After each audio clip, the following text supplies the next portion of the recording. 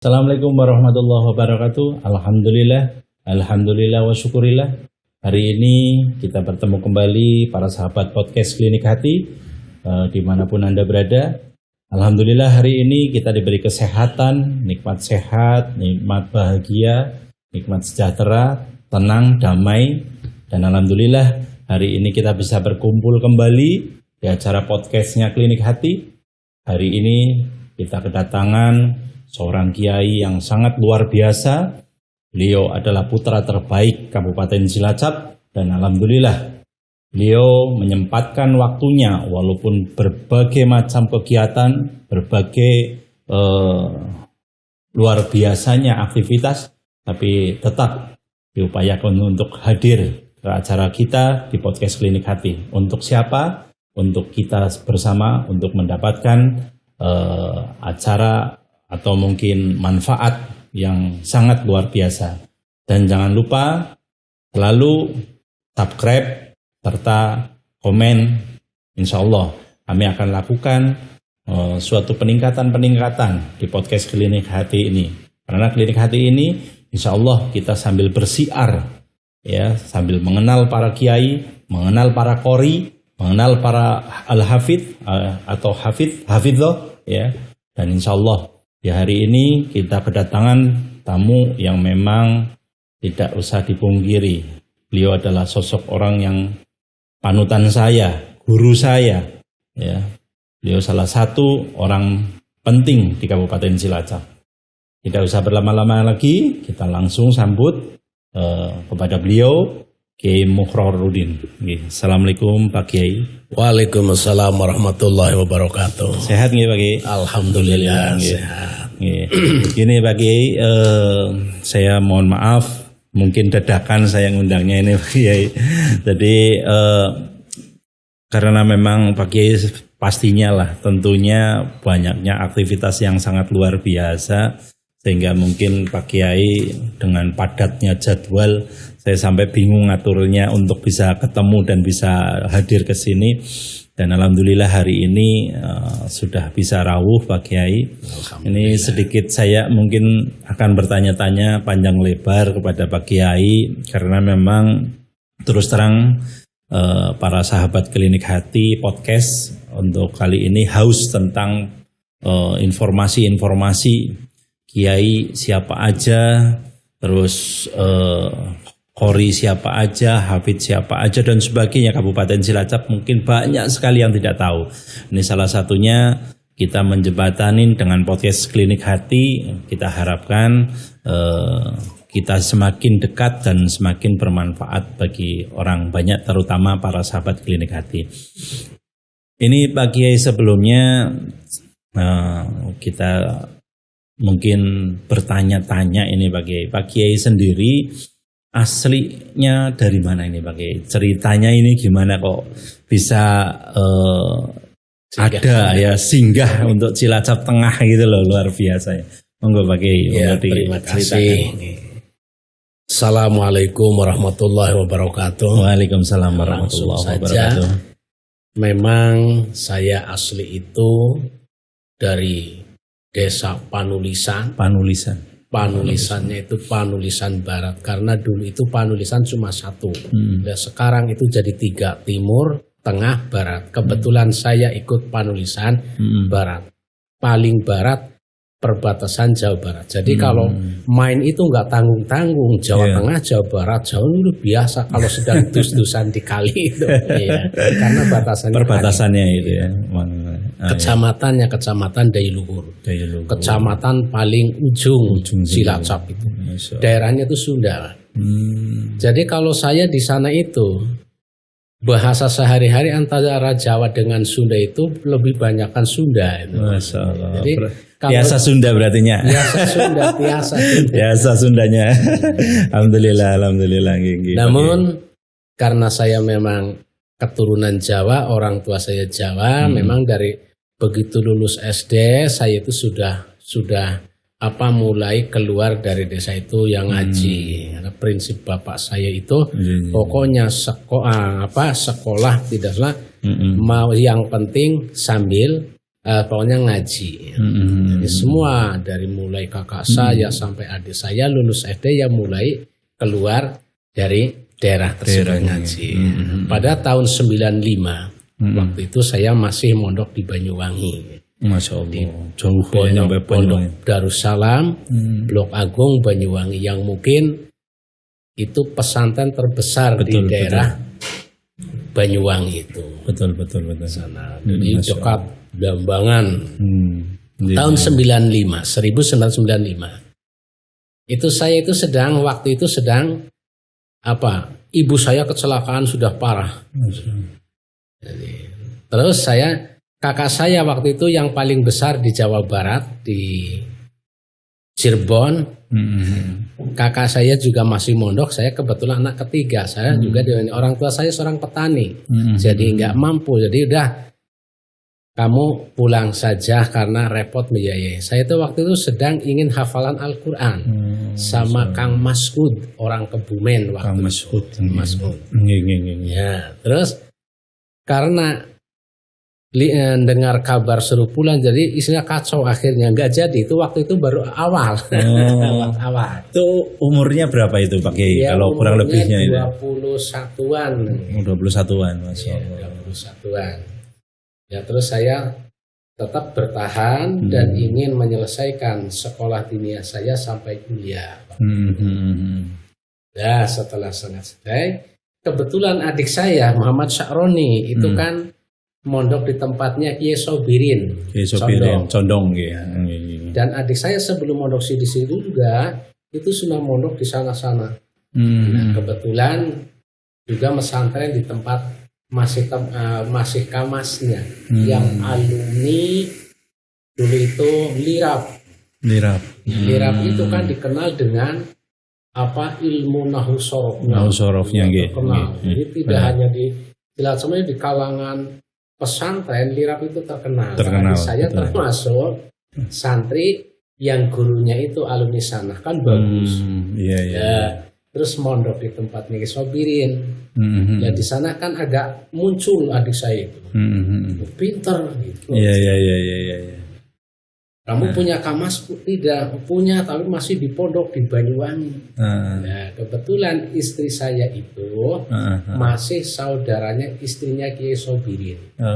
Gitu. Ya, cerita langsung ditawarkan. Saya mendapat kabar, katanya Pak Kiai Sobirin ingin ketemu sama jenengan, Mas, adik saya. Saya belum kenal Kiai Sobirin saat itu. Saya kalau habis ujian itu kan ke Sumatera diajak teman.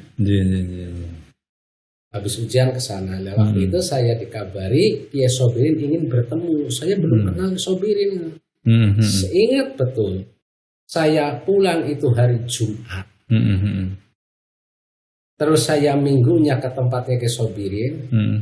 Itu mau berangkatnya kalau nggak salah hari Selasa mau ke Banyuwangi lagi. Gitu. Balik lagi ke sana. Jadi nggak lama-lama kalau pulang. Memang dia jarang pulang. Saya pulang itu 2 tahun sekali baru pulang. Karena banyak biaya. Eman-eman. Lumayan loh. Waktu itu Jogja Banyuwangi.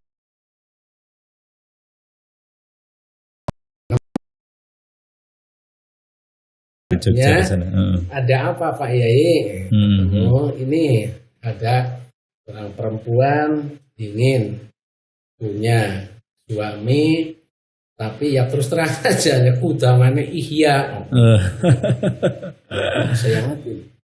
Ya bukankah kalau zaman sekarang kudangannya paling enggak Mas berapa? Enggak, istri saya itu. Tapi ceritanya Kiai Sobirin itu inginnya itu kudangannya ihya. Ya kan zaman kalau orang sudah ngaji ihya kan palingnya maunya mondoknya itu sudah cukup lah. Betul. Biasanya. Ya kebetulan saya pun sudah ngaji yang kedua kali. Saya dengan singkatnya karena untuk melanjutkan saya pesantren juga adik-adik saya kakak saya masih pesantren akhirnya kesimpulannya samina wa atona sama kita tanpa pikir panjang. Terus saya pulang kembali langsung ke Banyuwangi. Tahu-tahu di rumah itu saya suruh ke situ lagi dengan orang tua ketemuan sama orang tua, Yeah. anaknya juga kebetulan ke situ. Ya sudah, saya dari depan lewat langsung ke belakang. Ya udah, pertemuan itu toh. Langsung nggak berapa lama kemudian orang tua saya dari pihak laki-laki ke tempat Kiai Irfani Nusawungu itu kan pernah Pak Gede Pondok Al-Fatah Al-Fatah. itu dekat kecamatan kan ada. Langsung ngelamar ke sini ceritanya. Saya tidak tahu menang, jadi lah singkatnya tanggal sekian saya nikah, yaitu kurang tanggal bulan 10 tahun 95 resmi saya nikah. Dan begitu nikah saya menetap di sini, yang sebelumnya sebenarnya sudah rembugan sama istri. Setelah nikah saya mau pergi keluar Jawa. Sepakat. Kan? Terus saya mohon pertimbangan pada kiai-kiai sepuh, semua pun tidak ada yang mengizinkan. Kamu kan ditanam di sini untuk di sini. Kenapa mau pindah? Jadi hingga akhirnya terus saya menetap di sini. Setelah 3 bulan kemudian, karena mertua saya kan PNS, khotib waktu itu masih ada khotib. Dilalahnya di Pepet saya ada kelurahan baru Tegal Kamulya. Yang mertua saya dipindah ke sana. Ya. Di sana ada rumah dinasnya. Jadi 3 bulan kemudian mertua saya pindah ke Pepet. Saya rumah di sini tinggalkan, ditempati oleh saya. Lebih berat lagi tanggung jawabnya karena tinggalin.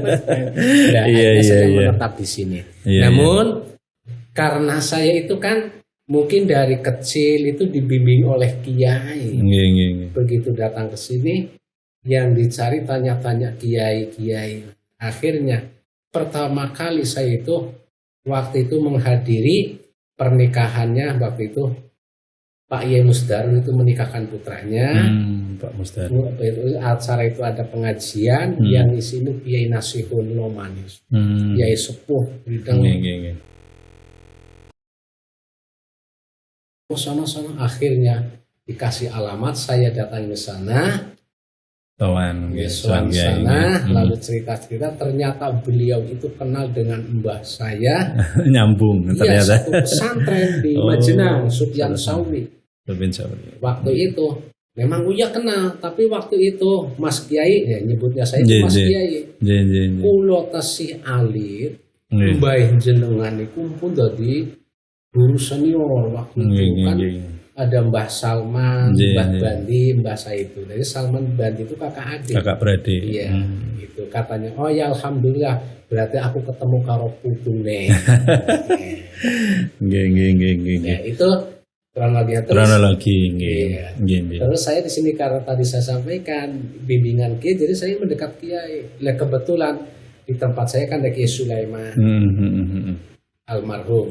Terus saya diajak kalau ada kegiatan, beliau waktu itu sebagai Katib NU, LMWC NU, sekretaris Majelis Wakil Cabang Nahdlatul Ulama Kecamatan Cilacap. Saya diajak. Setelah beberapa kali pertemuan, setelah saya kenal sama pengurus NU, akhirnya seolah dilepas. Beliau ini tidak maaf sampai akhir hayat itu nggak aktif. Melihat saya nggak aneh ayam setelah lama kelamaan ya mungkin waktu itu di Cilacap Tengah itu masih jarang. Saya sendiri itu ingin caranya ngobrol sama teman itu masih jarang. Namun alhamdulillah saat itu terus dibentuklah Basul Masail Kota. Yang biasa membahas masalah hukum. Kebetulan kalau saya waktu di pondok senang juga nih tukang istilahnya diskusi hukum. Nah saya ikut di situ. Nah, kebetulan setelah itu pengurus Cilacap mulai ini calon Rois Suriah besok kan terpilih. Betul. Itu kan kiai sepuh yang benar-benar alim. Saya waktu itu masih termuda di penjajaran. Tapi setelah karena sering kumpul bareng diskusi, jauh sebelum udah ada yang jenengan, mungkin besok kudu dari Rois Suriah. Kebetulan Rois Suriah ada sakit dan meninggal. Dan setelah itu ada konferensi pertama konferensi itu saya dijadikan di Jaran Suriah langsung. Konferensi kedua saya terpilih dari Rois Suriah. Konferensi ketiga terpilih lagi, kedua terpilih lagi, ketiga ini juga terpilih lagi menjadi Rois Suriah Majelis Wakil Cabang. Alhamdulillahirabbil alamin. Cilacap Tengah nggih. Nggih alhamdulillah niki Pak Kiai panjang lebar nggih waktunya untuk saat ini. Para sahabat Klinik Hati, mohon maaf ini mungkin baik Pak Kiai ini selanjutnya kita bertanya-tanya tentang kegiatan aktivitas nih, aktivitas mungkin harian. Tentunya yang sebelum dan sesudah terjadinya wabah COVID-19 tentunya banyak sekali kegiatan-kegiatan yang identik yang tadinya rutinan tiap hari, tiap minggu, tiap bulan. Dengan adanya COVID kita tidak bisa berkumpul, tidak bisa melakukan aktivitas secara berkerumun dan sebagainya. Nah, Pak Kiai sendiri untuk mengisi kegiatan-kegiatan itu apakah juga mungkin ceramah atau mungkin kegiatan apapun melalui media sosial atau enggak nih Pak Kiai? Monggo. Ya, terima kasih. Memang kegiatan saya semenjak saya masuk Cilacap itu sudah ada TPQ. Memang yang dirikan termasuk istri saya dengan mertua saya dulu. Karena istri saya juga basicnya juga pesantren, juga kuliah dulu di Semarang. Ya sekarang juga sudah jenjang S2 dan mengajar di Universitas Nahdlatul Ulama Al-Ghazali di Cilacap. Sampai saat ini masih mengajar sana. Dosen gitu. Dosen. Memang kalau saya latar belakang itu cuma mondok. Tapi luar biasa. Kegiatan rutinitas itu yang ngurusi TPQ, juga menjadi pengasuh Yayasan Panti Asuhan Baitul Aitam di Jalan Ambalat Sutomo Gang Ambalat Jalan Sutomo. Juga kegiatan-kegiatan lain seperti pengajian-pengajian rutin di masjid-masjid, musola, atau di situ ada hari-hari besar pengajian Isra Mi'raj, Muludan di luar-luar, maksudnya di luar, itu ya sudah. Namun dengan adanya COVID ini ya memang semuanya kan agak dibatasi. Iya betul. Nah kecuali itu kegiatan-kegiatan yang rutin yang tidak mengundang kerumunan banyak seperti setiap malam Rebo, malam Kamis, kegiatan rutin di lingkungan Cilacap Tengah dengan Cilacap Selatan, karena itu dari masjid ke masjid, musola juga sudah sekian banyak yang berdiri. Sebelum saya ke sini sudah ada istilahnya itu disebut dengan pengajian Kitab Kuning Rahmatul Huda. Memang ya dibaca Kitab Kuning. Yang dulu kiainya itu Bapak Ki Sulaiman, mertua bapak saya. Terus sekarang beliau berdua sudah dipanggil oleh Allah dan mudah-mudahan amal ibadahnya diterima. Nah, saya sebagai penerusnya gitu. Jadi setiap malam Kamis itu yang sekarang ini sudah mulai berkembang lagi mungkin anggotanya itu karena kebanyakan pengurus masjid, pengurus musola, jadi orang-orang yang ya benar-benar ingin memperdalam agama. Yang dibaca kitabnya juga macam-macam sesuai. Kalau hatam kitab satu ini, kalau dulu zamannya Syekh Mustoli itu darahkan hatam kitab ini gantinya kitab ini. Jadi sini ini mengikuti. Hatam kitab ini langsung ganti kitab ini lagi. Jadi istilahnya nurut pada guru gini. Dan alhamdulillah yang sekarang sedang saya baca itu hadis Riyadhus Shalihin yang sudah mungkin berapa tahun belum hatam, memang tebal. Jadi ini tinggal separuh.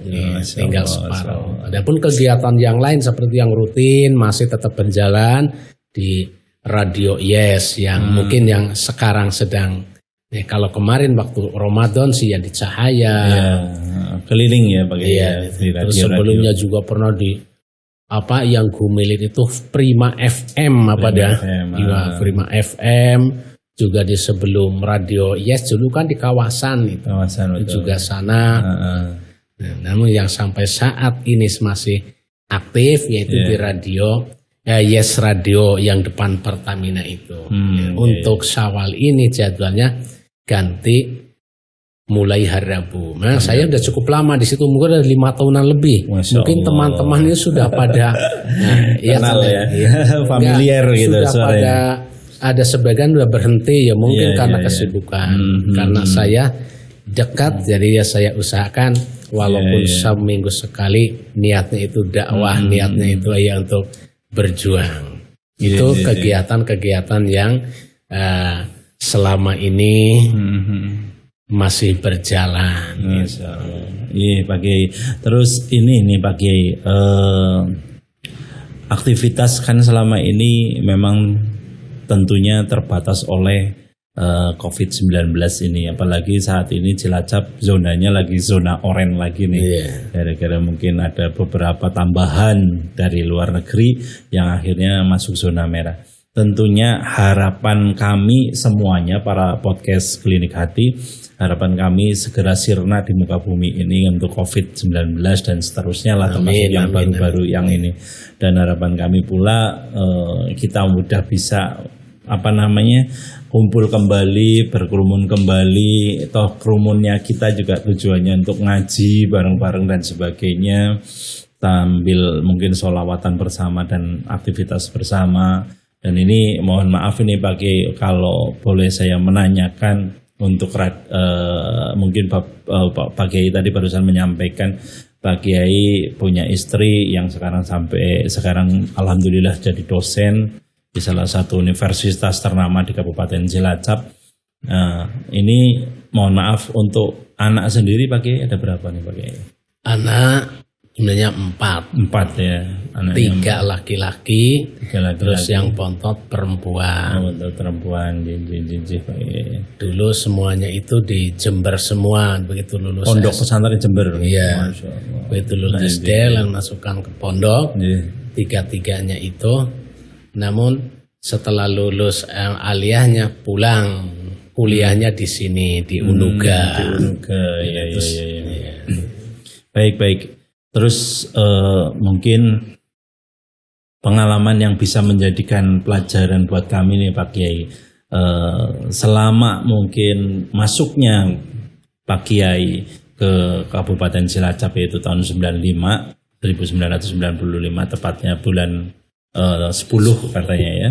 Nah ini Pak Kiai sendiri apa sih yang paling berkesan? Misalkan saya datang ke si A, datang ke si B, atau mungkin ke daerah wilayah terpencil di Kabupaten Cilacap, mungkin katakanlah sampai ke Kotowaru, sampai kemana. Nah itu pengalaman apa sih yang membuat mungkin Pak Kiai sampai sekarang ini teringat-ingat Pak Kiai? Pengalaman dari berbagai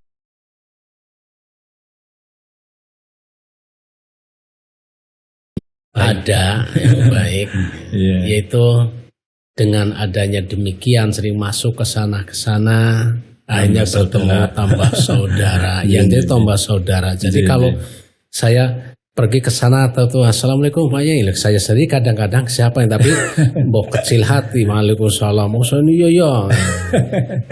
Itu karena perhatiannya mereka itu ya. Memang ya saya sendiri kan tidak begitu apal satu nanti beliau itu. Ternyata saya itu pernah ini, ya alhamdulillah mampir Pak Yai. Kalau di daerah kampung-kampung udah mampir, nanti saya bawain budin, alhamdulillah. Itu pengalamannya. Pahitnya juga ada ya gitu, pasti ada. Ya ketika kita mendatangi suatu tempat, mungkin ya biasanya kalau saya diundang sana kan ya jelas itu untuk berdakwah apa ngaji, apakah ada acara apa. Lebih-lebih karena saya ya saat ini sebagai Rois Suriah NU dari NU dari suatu ranting ada masalah, lapor ke Surya sebagai atasannya ya tanggung jawab untuk ikut mengatasinya, menyelesaikannya.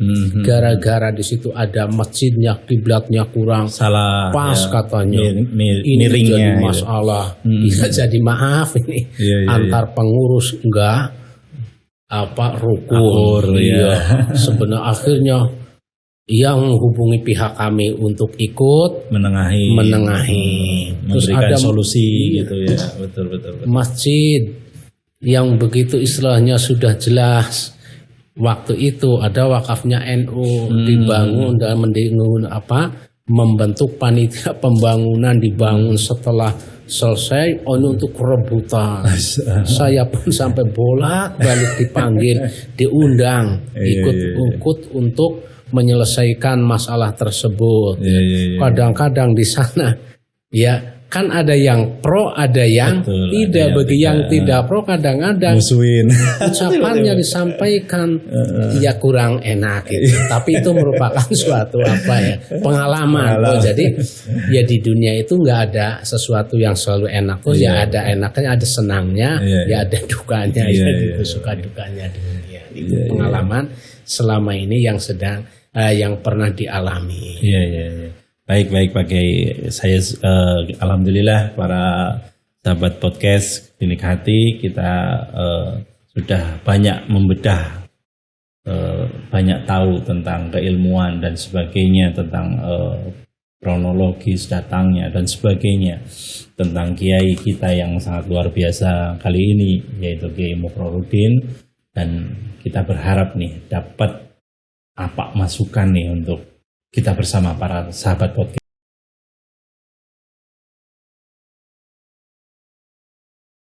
Dan dikasih apapun yang memang nantinya untuk para sahabat podcast, mungkin agar tetap semangat, agar selalu jaga kesehatan, atau mungkin apapun juga kita belajar bersama dengan para khususnya Kiai Mukroruddin.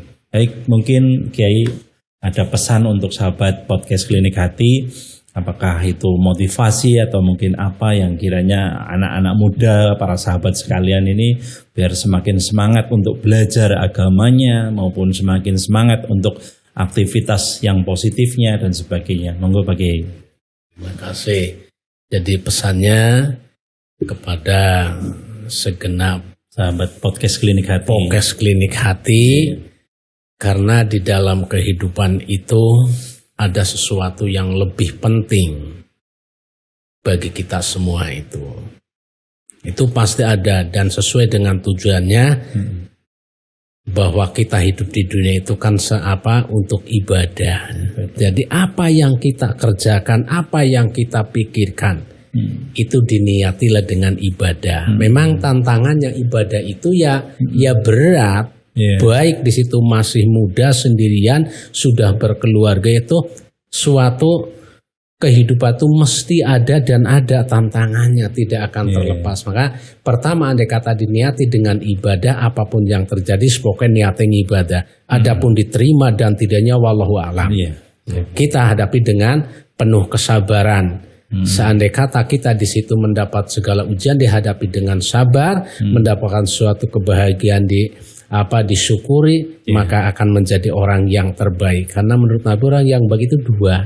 Satu, ketika mendapat ujian selalu sabar.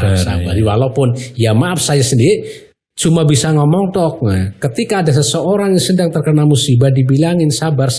Coba pakai sendiri andai kata posisinya sebagai saya bisa apa tidak. Itu belum tentu. Tapi tidak dalam hukum Islam itu tidak demikian. Sekalipun orang tersebut terjerumus dalam perbuatan yang jahat, tapi selalu mengarahkan sesuatu yang baik, itu tetap mendapat pahala. Walaupun belum bisa melakukannya. Karena apa?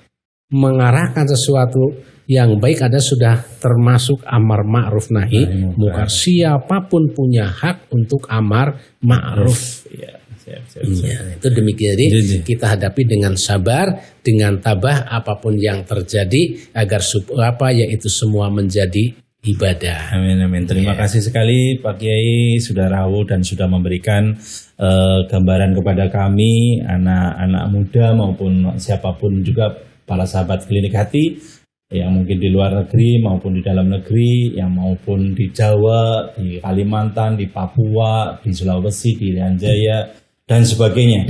Mohon maaf apabila kami, terutama saya pribadi, Imam Teguh, menghanturkan kata-kata yang kurang baik, kurang bijak, dan sebagainya.